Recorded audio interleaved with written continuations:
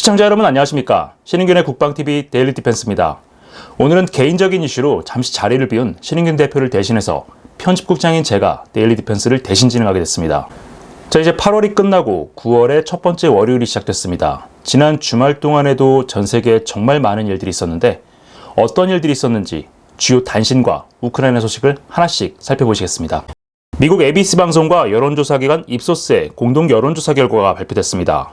현지 시각으로 9월 1일 발표된 자료에 따르면 카멀라 해리스 부통령이 50%, 도널드 트럼프 전 대통령이 46%, 오차 범위 내에서 접전을 벌이는 것으로 나타났는데요. 해리스 부통령이 처음에 대선 후보로 지명이 되고 나서 트럼프 전 대통령하고 4%포인트 정도 차이가 났었는데 이 조사 결과를 놓고 보면 해리스 부통령은 컨벤션 효과를 잘 누리지 못하는 것 같고요. 트럼프 전 대통령은 케네디 전 후보가 캠프에 합류해서 단일화한 효과를 거의 누리지 못하는 것으로 보입니다. 이스라엘군이 칸 유니스 지하터널에서 인질 시신 6구를 수습을 했습니다. 이스라엘군이 진입하기 직전에 하마스가 인질들의 머리에 총기를 집중적으로 난사한 것으로 드러났는데 자, 이 사진 한번 보시겠습니다. 하마스가 발표한 6명의 인질 희생자 사진과 이름입니다. 하마스는 이 사진을 공개를 하면서 네타냐후가 필라델피아 회랑을 선택하고 인질들의 목숨을 죽였다라고 비난을 하고 있습니다. 지금 그 때문에 이스라엘 전체에 지난 주말 동안 엄청난 시위가 있었는데 자, 이 사진 한번 보십시오. 엄청나게 많은 인파가 모여서 반 네타냐후 구호를 외치고 있습니다. 네타냐후에 반대하는 사람들 그리고 인질 가족들뿐만 아니라 좌파 시민단체 그리고 노조들이 총파업과 퇴진 요구 시위까지 같이 하면서 주최 측 추산으로는 텔아비브에만 28만 명이 모였고 전국에 50만 명이 운집했다고 합니다. 이스라엘의 인구 규모를 생각해보면 엄청난 숫자죠. 물론 실제로 이 정도가 모였을지는 의문이지만 그만큼 이 6명의 인질 살해, 이 사건이 이스라엘 국민들에게 큰 충격을 줬다는 것은 부인할 수 없을 것 같습니다. 자, 그런데 더 놀라운 것은 이 6명 중에 1명은 미국 시민이었습니다. 이 미국 시민이 이렇게 잔인하게 살해된 것에 대해서 미국 기자가 지난 주말에 팀 월즈 부통령 후보에게 물어봤습니다. 민주당 부통령 후보죠. 영상 짧게 한번 보시겠습니다.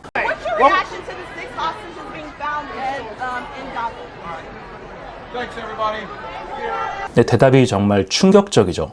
가자에서 6명이 시신으로 발견된 것에 대해서 어떻게 생각하느냐. 당연히 이 월즈도 이 6명 중에 1명이 미국인이라는 것을 알았을 겁니다. 그런데 이런 식으로 넘어갑니다. alright. 여러 가지 의미로 해석될 수는 있지만은 뭐 알겠어요. 네. 이런 정도로 해석할 수 있죠. 그러고 그냥 넘어갔다라는 겁니다. 미국이라는 나라가 자국민에 대한 보호를 최우선 가치로 여기는 그런 나라였고 그 덕분에 애국심이 발현되고 그 덕분에 강대국이 될 수 있었는데 지난 서해 공무원 사건도 그렇고 왜 좌파들은 자국민의 목숨을 이렇게 개미 목숨 생각하듯이 생각하는지 모르겠습니다. 이스라엘군이 서한 지구에 배치된 병력을 23개 대대로 확대했습니다. 지난 주말에 이스라엘 카츠 외무장관이 그렇게 얘기했죠. 이란 혁명수비대가 주도해서 게릴라 병력들이 서한 지구로 굉장히 많이 들어왔다라고 했는데 그만큼 서한 지구에서의 시가전도 격화되고 있습니다. 이 때문에 이스라엘군의 레바논 침공, 대헤즈볼라 작전이 당분간 지연될 수 있다라는 관측이 나오고 있습니다. 이 때문에 헤즈볼라에 대한 공격을 우선시하고 있는 요아브 갈란트 이스라엘 국방장관과 베냐민 네타냐후 총리 간의 정치적인 분쟁이 발생하고 있습니다. 어쨌든 이 인질 문제 때문에 이스라엘 정치권은 물론이고 사회 전반에 굉장히 큰 혼란이 발생하면서 네타냐후 총리의 리더십이 휘청거리고 있는 것 같습니다. 이집트가 유엔 안전보장이사회에 서한을 냈습니다. 나일강 분쟁이 하류에 있는 1억 5천만 명의 인구를 위협할 수 있기 때문에 안보리가 나서서 해결해야 한다라면서 안보리의 공식적인 개입을 요구했습니다. 자, 이집트가 왜 이런 요구에 나서느냐? 자, 지도를 보시면 나일강이 길게 뻗어져 있습니다. 에티오피아에서 발원하는 물줄기가 하나 있고요. 수단에서 발원하는 물줄기가 하나 있는데 지금 문제가 되고 있는 것은 이 에티오피아 지역에 지금 현재 에티오피아 정부가 건설하고 있는 그랜드 에티오피아 르네상스 댐입니다.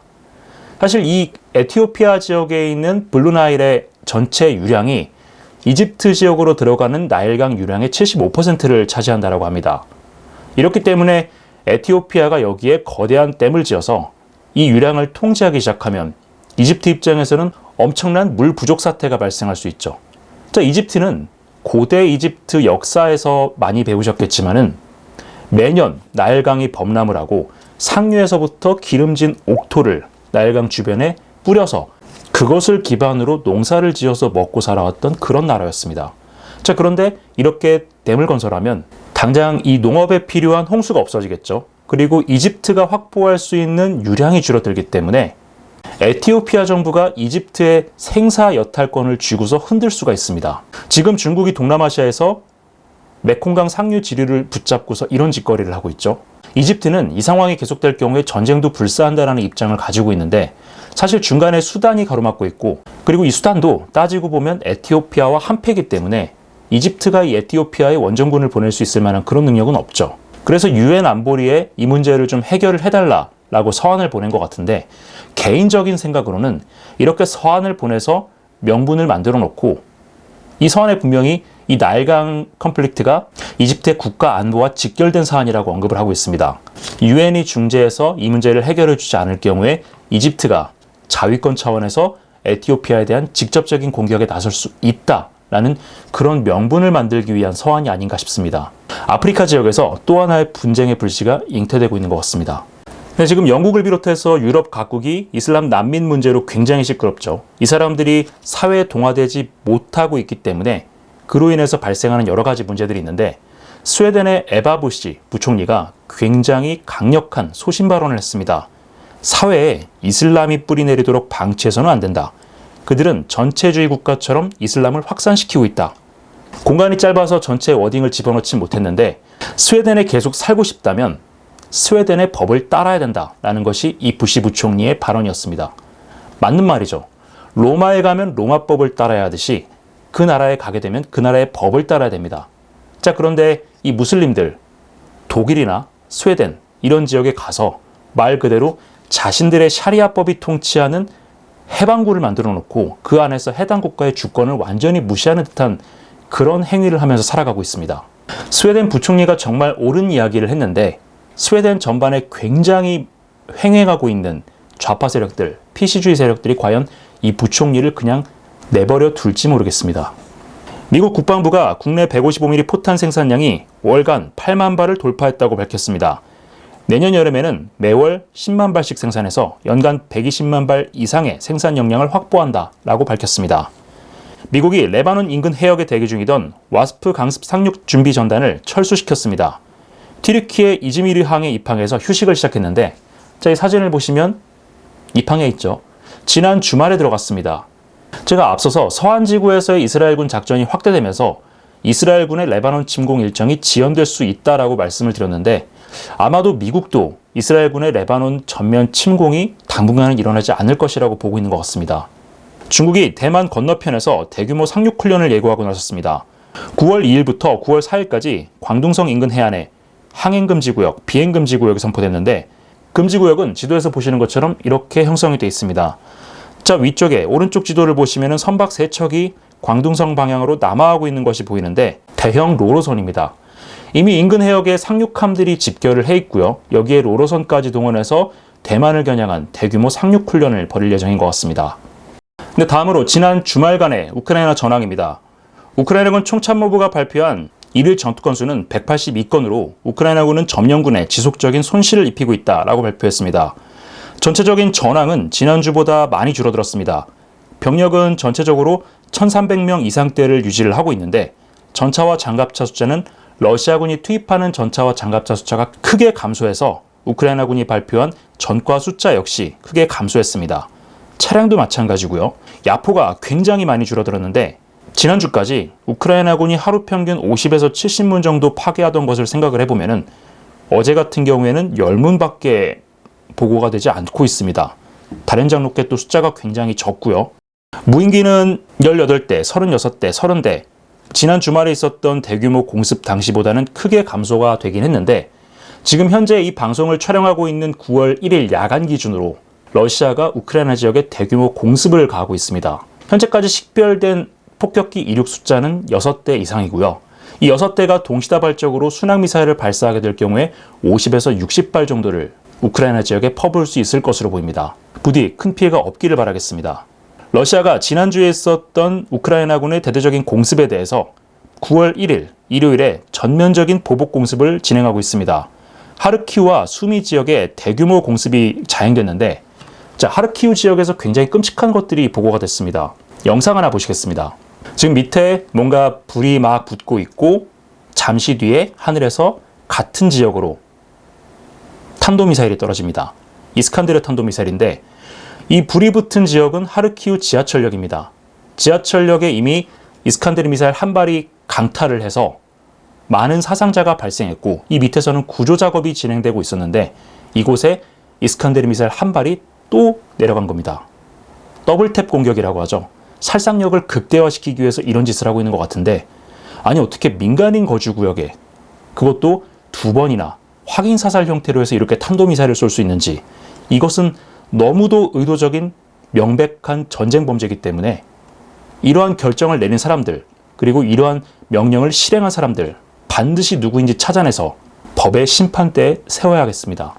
이러한 공습은 수미에서도 보고가 됐는데, 자, 이 불타고 있는 이 건물, 러시아군의 활공 유도 폭탄에 명중해서 파괴된 모습입니다. 이 건물, 이번 전쟁 때문에 발생한 고아들을 모아놓은 고아원이었습니다. 굉장히 많은 어린이 사상자가 발생했는데, 여기에 폭탄을 투하한 자, 그리고 투하하라고 명령한 자 반드시 천벌을 받기를 기원하겠습니다. 젤렌스키 대통령이 러시아의 이러한 공습을 언급하면서 러시아 본토에 대한 중심 타격을 확대해야 될 필요성이 증명됐다라고 강조했습니다. 올렉산드르 시르스키 우크라이나군 총사령관이 전선의 상황은 전반적으로 어려웠지만 적이 상당한 피해를 입고 있다라고 밝혔습니다. 우크라이나군이 쿠르스크 지역에서 2km 정도를 추가로 진격했고, 쿠르스크 후방에 있는 E38 고속도로, 러시아군의 주요 보급로죠. 이 보급로를 드론을 이용해서 확실하게 차단하고 있다라고 밝혔습니다. 자, 여기에 대해서 러시아군은 화력으로 반격을 하기 위해서 포병 자산을 동원을 했는데, 영상 하나 보시겠습니다. 자, 뭔가 대포를 쏘고 있는 모습이 보이는데, 어디서 많이 본 대포죠. 네, 북한이 해안포로 사용하고 있는 130mm 해안포 M46인데, 이게 워낙에 자주 터지다 보니까 포탄을 장전하고 약실을 폐쇄한 이후에 방앗끈을 당기기 전에 멀찌감치 도망가는 모습을 볼 수 있습니다. 자기들도 쏘면서 굉장히 불안하다라는 거죠. 우크라이나 동부작전사령부가 러시아군이 하르키우 전선에서 공세를 포기하고 방어태세로 전환 중이라고 밝혔습니다. 미국 전쟁연구소 ISW가 러시아군이 포크롭스크 지역에서 병력을 빼내서 쿠르스크 지역으로 이동시키고 있다라고 보고했습니다. 구체적으로 어떤 부대가 이동하고 있는지는 언급되지 않았습니다. 우크라이나군이 포크롭스크 외곽에 신규 기계화단을 전진 배치했습니다. 이 부분은 뒤에 포크롭스크 전선 상황을 말씀드리는 과정에서 구체적인 내용을 말씀드리겠습니다. 월스트리트저널이 백악관이 F-16 조종사 용병을 우크라이나에 파견해달라는 우크라이나 측의 요청을 거부했다고 합니다. 지난주에 우크라이나군의 F-16 전도사라고 불렸던 중령 한 명이 전사했죠. 패트리엇 미사일의 오발에 의해서 사망했고, 분노한 젤렌스키 대통령이 공군사령관을 해임을 했습니다. 그만큼 우크라이나에게는 F-16 그리고 F-16을 조종할 수 있는 조종사가 굉장히 귀한 자원인데, 이 조종사 부족을 어떻게든 해결해 보기 위해서 미국 측에 용병이라도 보내달라고 했는데, 백악관 측이 확전 그리고 이 사람들의 안전 문제 때문에 보낼 수 없다라고 통보를 했다고 합니다. 우크라이나군이 미국의 군사 지원 패키지가 통과되긴 했지만은 무기 공급이 크게 줄어들고 있다라고 전했습니다. 실제로 8월 6일에 우크라이나군이 쿠르스크 침공을 시작한 이후 우크라이나로 향하는 무기 선정량이 크게 줄어들었습니다. 지난 8월 달에 미국이 2차례의 우크라이나 군사 지원 패키지를 발표하긴 했는데, 2개 다 1억 달러에서 2억 달러 정도로 굉장히 규모가 적었죠. 그만큼 미국이 우크라이나에 대한 무기 공급을 줄이고 있다는 건데, 자, 그렇다면 왜 이런 현상이 벌어지느냐? 지금 이스라엘이 굉장히 위태위태하고, 이스라엘이 8월 달까지만 하더라도 레바논을 전면적으로 침공할 준비를 하고 있었죠.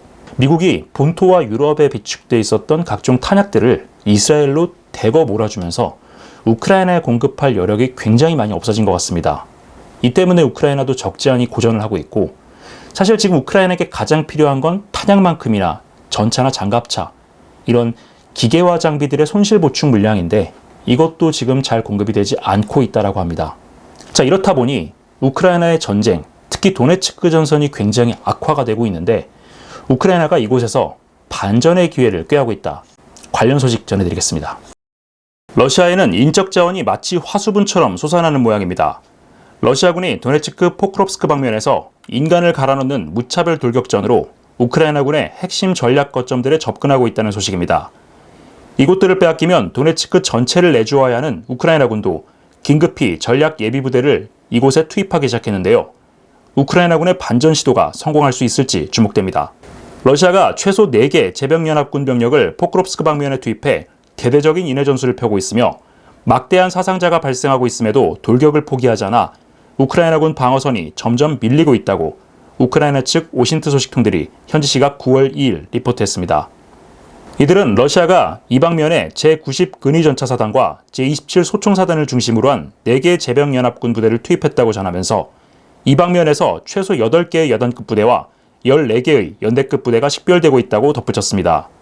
러시아가 투입한 전력은 대부분 오랜 전투로 전력이 크게 감소된 간편 부대거나 동원된 예비군들이 주축인데요. 이들은 부족한 포병 화력을 항공 지원과 드론으로 극복하면서 우크라이나군 방어선을 지속적으로 공격하고 있습니다. 러시아군의 공격은 대부분 중대급 이하 규모의 보병들이 자폭 돌격을 감행하는 형태로 진행되고 있는데요. 러시아는 지난 8월 31일 이례적으로 다수의 전차와 장갑차를 동원해 방어선 돌파를 시도했다가 우크라이나군 제59 차량화 예단의 집중 포화를 받고 퇴각하기도 했습니다. 러시아군의 공세는 포크롭스크 방면에서 가장 격렬하게 진행되고 있고 콘스탄트 니노우카와 슬로비안스크 방면에서도 공세가 점점 더 거세지고 있다는 보고가 들어오고 있는데요. 우크라이나군은 이 같은 공세가 슬라반스크와 포크롭스크를 연하는 우크라이나군 보급 거점들을 제압하고 도네츠크 전역을 장악하려는 의도로 보고 있습니다. 상황이 악화되자 우크라이나는 각 전선에 예비대를 투입해 국면 전환을 시도하고 있습니다. 현재까지 투입이 확인된 예비대는 포크롭스크 방면에 국가방위군 제15 카라다그 여단, 차시베아르 남쪽 전선의 제93 기계화 여단 등입니다. 현재 포크롭스크 방면에는 지난 주말 도착한 제15 카라다그 여단이 최일선에 투입돼 러시아군 보병과 차량화 부대들을 요격하기 시작했는데요. 라스푸티차가 오기 전 양측이 치열한 공방을 벌일 수 있는 앞으로의 2달이 우크라이나 전쟁의 향방을 가를 것으로 보입니다. 자, 러시아가 포크롭스크 전선에서 굉장히 많은 병력을 빼서 쿠르스크 지역으로 이동 배치하긴 했지만은 사실 쿠르스크 지역에서도 이렇다 할 반격이라든가 이런 모습이 보이지 않고 있죠. 몇 사단, 몇 여단 이런 부대들이 쿠르스크로 이동을 하긴 했지만 사실 그 부대들도 굉장히 많은 수가 껍데기밖에 남지 않아서 사실 쿠르스크 지역에서도 대규모 반격을 실시할 수 없는 상황인 것 같습니다. 자, 포크롭스크 방면에서 굉장히 많은 병력이 빠져나가긴 했지만 이곳에 아직까지는 4개 제병연합군이 남아있고요. 러시아군의 최정예 중에 최정예라고 할 수 있는 제90 근위전차사단 핵심 전력도 이곳에 남아있습니다. 물론 이름은 근위전차사단이지만 실제로는 거의 보병밖에 남아있지 않은 상황인데 그럼에도 불구하고 계속해서 꾸역꾸역 인해 전술을 쓰면서 우크라이나군 방어선을 밀어붙이고 있습니다. 자, 일단 영상 하나 보시겠습니다. 이 영상은 우크라이나군 제59 기계화 여단이 촬영해서 SNS에 공개한 사진인데요. 8월 31일에 포크롭스크 방면에서 최소 16대 정도 식별되는 전차와 장갑차로 우크라이나군 방어선 돌파를 시도했던 그런 장면입니다. 물론 우크라이나군의 포병과 드론 공격에 모두 요격됐고 저지되긴 했는데 굉장히 오랜만에 발생한 기갑 돌격전이어서 우크라이나군도 굉장히 좀 당황을 한 것 같습니다.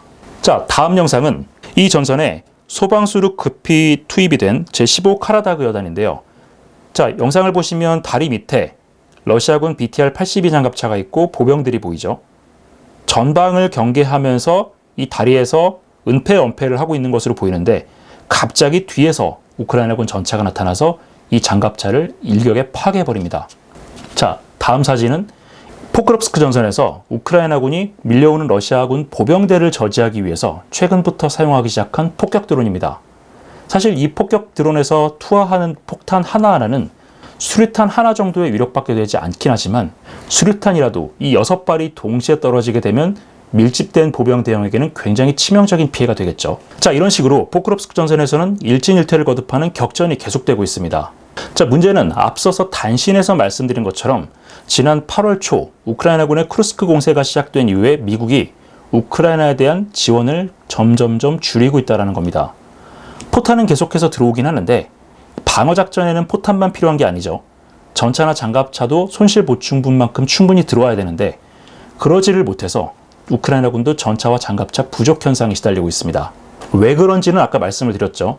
미국 입장에서는 우크라이나보다 이스라엘이 더 급하기 때문에 지상군용 탄약, 특히 전차포탄이라든가 포병탄약 같은 것들을 상당수 이스라엘로 지금 전해주고 있습니다. 그러다 보니까 우크라이나에 제공해줄 수 있는 물량에 제한이 생겼고, 이 때문에 우크라이나군이 방어전에서 상당히 고전을 하고 있는 겁니다. 러시아도 이 같은 점을 굉장히 잘 알고 있습니다. 미국이 아무리 무기 생산과 탄약 생산을 늘린다고 하더라도 우크라이나, 이스라엘, 심지어 지금 대만도 좀 위태위태하죠. 필리핀도 위태위태하고, 이렇게 여러 개의 전장에서 동시다발적인 전쟁을 수행할 수 없다는 것을 잘 알고 있기 때문에 미국이 이렇게 지리멸렬할 때 아무리 많은 피해를 보더라도 최대한 밀어붙이면 당초 이 전쟁의 전략적 목표였던 돈바스 전역에 대한 석권이 가능할 것이다 라고 보는 것 같습니다. 자, 이 지도를 한번 보시겠습니다. 제가 화살표를 여러 개를 도식을 해놨는데, 지금 여기서 가장 격렬하게 진행이 되고 있는 것은 밑에서 두 번째 동그라미가 있죠. 포크롭스크 지역에서 가장 많은 러시아군의 공세가 보고되고 있고요. 그 남쪽에 쿠라코보 지역에서도 러시아군의 공세가 계속해서 이어지고 있습니다. 또 다른 주력 공세 축선으로는 콘스탄티니노브카, 이 지역에서도 러시아군 활동이 굉장히 많은데, 이 위를 보면은 크라마토르스크, 그리고 위쪽에 슬라반스크가 있습니다. 슬라반스크는 저희가 2022년에 이지움 전투를 말씀을 드리면서 이 슬라반스크가 전략적으로 굉장히 중요하다라고 강조를 했던 그 도시인데요. 이 슬라반스크에서부터 남쪽으로 가상해선을 쭉 연결을 해보면 러시아군이 무엇을 향해서 달려가고 있는지가 보입니다. 여기 빨간색으로 표시되어 있는 이 도시들을 점령하고 나면 조금만 더 서쪽으로 밀어붙이면 도네츠크 주 접경선입니다. 그리고 이 빨간 선으로 되어 있는 이 거점들은 지금 현재 도네츠크 전선에서 우크라이나군의 물류 허브 역할을 하고 있는 대도시들이기 때문에 이곳을 점령하게 되면 앞으로 돈바스 지역에서 우크라이나군의 작전은 굉장히 어려워질 겁니다. 결과적으로 우크라이나군은 이 후방 지역에 있는 자포리자 북부 지역이나 드니프로페트로프스크 지역으로 병력을 빼야 될 수밖에 없는데, 이런 상황에서 더 타임즈에서 굉장히 우려스러운 전망 분석 기사가 하나 나왔습니다. 8월 31일에 보도된 내용인데, 이 기사에 따르면은 러시아가 지금 이 돈바스 지역을 계속 밀어붙이고 겨울을 지난 이후에 25년도, 그러니까 내년도죠. 내년 봄 라스푸티자가 끝나고 나서 드니프로페트로프스크를 겨냥해서 굉장히 큰 규모의 대공세에 나설 수 있다라는 우려를 전하고 있습니다. 어차피 러시아는 전시체제를 유지하지 않으면 국가가 돌아가지 않는 지경까지 이르렀고요. 제가 지난주에 전해드렸던 것처럼 마치 내일이 없는 나라처럼 청년들, 범죄자들, 중장년층까지 무차별로 잡아다가 전선으로 밀어붙이고 있습니다. 러시아가 이렇게 총력전으로 나오게 되면 우크라이나도 마찬가지로 총력전에 나설 수밖에 없는데, 사실 러시아의 푸틴 대통령이나 우크라이나의 젤렌스키 대통령 개인적인 입장에서 봤을 때도 양쪽 누구든 양보하는 순간 정치적인 생명이 끝나게 되죠. 이 때문에 젤렌스키 대통령은 한치의 영토도 포기할 수 없다라고 강조를 하고 있고, 크렘린궁도 우크라이나군이 쿠르스크 어느 정도를 점령을 하더라도 영토 교환 같은 건 없다, 협상은 없다, 이렇게 못을 박으면서 앞으로도 계속해서 공세를 이어갈 것임을 시사하고 있습니다. 자, 이제 관건은 10월 말에서 11월 초에 찾아올 라스푸티차인데요. 이 라스푸티차가 시작되면 양쪽 모두 개점 휴업 상태가 되죠. 진탕이기 때문에 전진을 할 수 없어서 일단은 좀 쉬어야 되는데, 자, 그러면 그 라스푸티차가 오기 전까지 2달 동안 누가 전장 주도권을 쥐느냐에 따라서 내년 전쟁의 양상이 굉장히 달라질 수 있다라는 관측을 해봅니다. 우크라이나가 지금 15여 단을 투입을 해서 이 반격하는, 그래서 이 포크롭스크 지역을 저지해내고 러시아의 추가적인 공세를 막아낼 수 있다면 이 정도 선에서 유지하는 것만으로도 러시아군에게 굉장히 큰 전략적 데미지를 줄 수 있습니다. 자, 반대로 이 반격이 실패하고 러시아군의 지속적인 공세를 허용해서 도네츠크주 접경선까지 오게 되면 이 더 타임스 보도처럼 내년 봄에 우크라이나군은 드니프로페트로프스크를 막아야 되는 최악의 상황에 직면하게 될 수도 있습니다. 젤렌스키 대통령도 이러한 상황을 잘 알고 있기 때문에, 그래서 9월에 유엔에 가서 바이든 대통령에게 승리 계획, 종전 계획을 설명을 하고 모종의 카드를 꺼내서 올 가을 이전에 전쟁을 끝내겠다라는 그런 이야기를 하는 것 같은데, 아무래도 푸틴 대통령이나 젤렌스키 대통령 둘 중에 하나가 죽기 전까지는 이 끝없는 소모전은 끝나지 않을 것 같습니다. 앞으로도 우크라이나 전쟁 관련해서 들어오는 소식들 계속해서 취합해서 전해드리도록 하겠습니다. 오늘 데일리 디펜스는 여기까지입니다. 시청해주셔서 감사합니다.